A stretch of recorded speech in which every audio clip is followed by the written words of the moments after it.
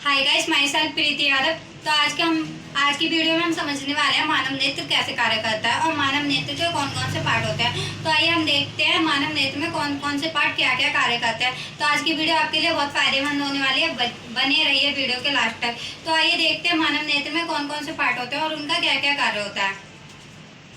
तो देखो, ये होता है मानव नेत्र, ह्यूमन आई। ठीक है, तो आइए इसके पार्ट के बारे में पहले जान लेते हैं कि इसका कौन कौन सा पार्ट क्या क्या कार्य करता है। ठीक है, तो जो ये ब्लैक पॉइंट होता है, ये जो हमारे आंख में ये ब्लैक ब्लैक दिख रहा है, ये ब्लैक पॉइंट होता है, वो होता है पुतली या नेत्र तारा।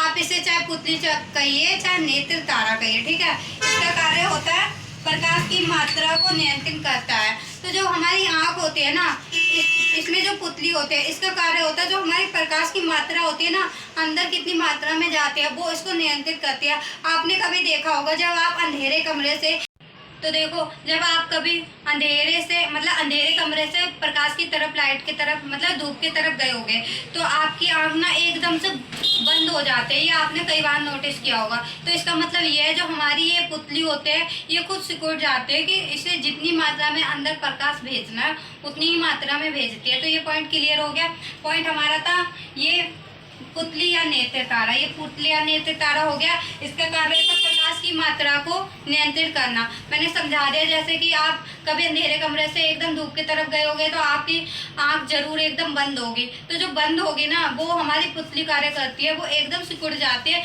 जितनी मात्रा में उसे प्रकाश चाहिए होता है ना, वो उतनी मात्रा में रुकती है, वरना एकदम से प्रकाश चला जाएगा, वो हमारे आंख के लिए हानिकारक होगा। ठीक है, हम नंबर 2 है, ये इसका होता है, ये होता है हमारा परितारिका। और परितारिका का कार्य क्या होता है, ये पुतली के आकार को दर्शाता है। ठीक है, तो जो हमारी ये पुतली हो गई ना, इसके आकार को दर्शाता है, ये कैसी है। ठीक है, अब जो हमारा ये रेड जो हिस्सा दिख रहा है, ये होता है पश्चमाभि की पेशियां। तो ये फोकस दूरी को कम या ज्यादा करती है। तो जो ये रेड हिस्सा होता है, ये हमारी होता है पश्चमाभि पेशियां, और जो हमारी फोकस की दूरी होती है ना, इसे कम या ज्यादा करते हैं। ठीक है, और जो ये हिस्सा होता है हमारा, ये आपको दो ब्लैक डॉट दिख रहे होंगे, ऊपर वाला जो डॉट है वो है पीत बिंदु। ये एचडी प्रतिबिंब बनाता है, मतलब जो हमारा प्रतिबिंब, जो हम सामने वस्तु देखते हैं उसका प्रतिबिंब बनाता है वास्तविक। ठीक है, और जो ये दूसरा डॉट है, ये होता है, देखो ये दूसरा ब्लैक पॉइंट होता है, ये रेटिना होता है।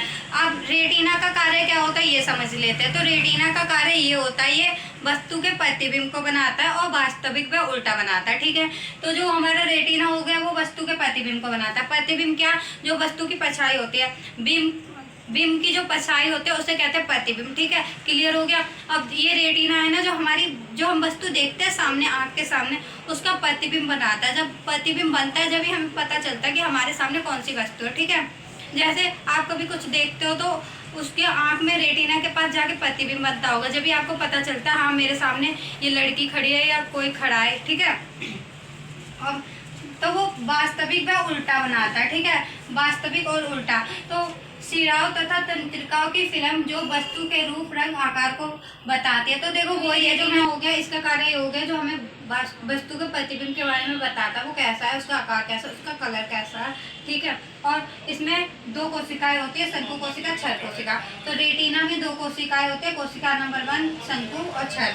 ठीक है, शंकु का कार्य होता है जो वस्तु को कलर के बारे में बताता है, जो हमारे आंख के सामने वस्तु होती है उसका कलर कैसा है। मान लो आप रोड पे चल रहे हो, आपके सामने कोई कार आई, अगर वो रेड कलर की होगी तो आपके माइंड को सिग्नल जाएगा, मतलब आपको पता चलेगा कि वो रेड कलर की है। तो आपको कैसे पता चला, वो हमें शंकु कोशिका ने बताया कि इसका कलर रेड है। ठीक है, और जो ये क्षर कोशिका होते हैं, इसका कार्य होता है जो हम अंधेरे में भी वस्तु का आभास दिलाते हैं कि हाँ भाई यहाँ पे कोई वस्तु है, हमें ऐसी फीलिंग आती है ना, उसे कहते हैं शंकु कोशिका।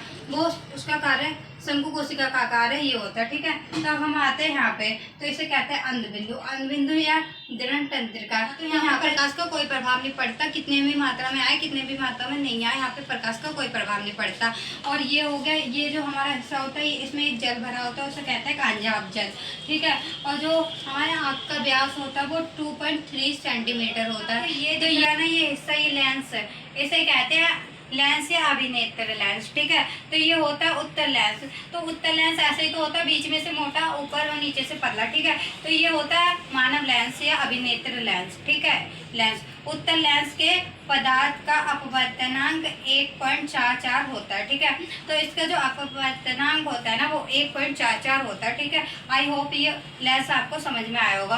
अब जो ये उभरा हुआ हिस्सा होता है, जो हमारा आँख का ये उभरा हुआ हिस्सा आपको दिख रहा है, ये होता है कॉर्निया या स्वच्छ मंडल। इसे चाहे आप कॉर्निया कह लो या स्वच्छ मंडल कह लो। तो ये जो ये हिस्सा होता है ना वो इसका कार्य होता है नेत्रदान में। जब हम किसी की डेथ के बाद हम कहते हैं कि इसकी आँख नेत्र दान में दे दो या डोनेट कर दो, तो हम ना पूरी की पूरी आँख नहीं देते, ओनली ये हिस्सा देते हैं, ये कॉर्निया देते हैं नेत्र दान में। ठीक है, और दूसरा तो देखो जो रोग होता है ना, रौद्र रोग, वो भी इसी जगह पे होता है, मतलब हमारे आँख के इसी हिस्से में होता है। तो ये स्वच्छ मंडल कॉर्निया का दो कार्य हो गए कि ये नेत्र दान में दी जाती है और रौद्र रोग भी इसी जगह होता है। ठीक है, तो ये पुतली या लेंस तो मैंने आपको समझा दिया। अब ये इसका जो व्यास होता है ना, आँख का व्यास 2.3 सेंटीमीटर होता है, मतलब 2.3 सेंटीमीटर होता है। ठीक है, और जो ये आँख हमारे अंदर से होते हैं ना, इसमें एक जल भरा होता है, उसे कहते हैं कांजाब, उसका नाम होता है कांजाब। ठीक है, आई होप आपको समझ में आया हो। तो गाइस ये थी ह्यूमन आई के बारे में नॉलेज। अगर आपको वीडियो अच्छी लगे और जरा सी भी हेल्पफुल लगे तो इस वीडियो को लाइक और यादव क्लासेस चैनल को सब्सक्राइब करें, ताकि आगे आने वाली न्यू वीडियो आपको तुरंत मिल जाए। ठीक है, और अगर आपको कमेंट में और कुछ भी पूछना है तो पूछ सकते हैं। ठीक है, thanks for watching, thank you so much.